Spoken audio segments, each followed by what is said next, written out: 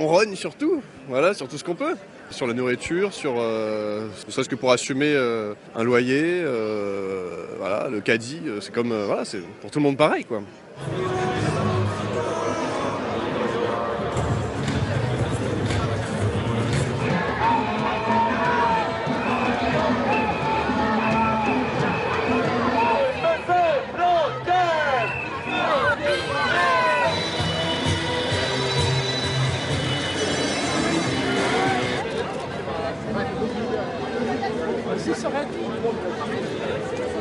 Moi, je suis infirmière depuis 2009 et je vois les conditions de travail se dégrader. Je travaille dans un secteur, je travaille dans le 93 où je vois de plus en plus de misère sociale et on découvre de plus en plus de maladies liées aux dégradations des conditions de vie.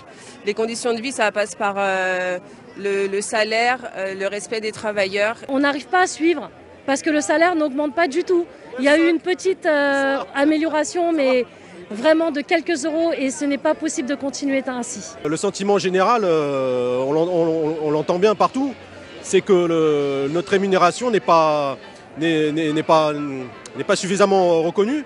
Et à partir du moment où les salaires sont indignes, c'est-à-dire que ce n'est plus digne d'un citoyen, le contrat social avec les gouvernements, celui-ci particulièrement, mais ceux aussi qui ont précédé, le contrat social il est plus valable. Aujourd'hui, nous les sapeurs-pompiers, on a du mal à trouver des gens pour venir faire le boulot qu'on fait aujourd'hui. Le gel du point d'indice, on le prend en plein dans les dents en fait, et le salaire lui il stagne, notre pouvoir d'achat il a stagné, et la vie à côté elle est toujours tout aussi chère. Et c'est ce que je vous disais, nous en Ile-de-France, les logements, c'est très compliqué de loger un sapeur-pompier avec un salaire de fonctionnaire.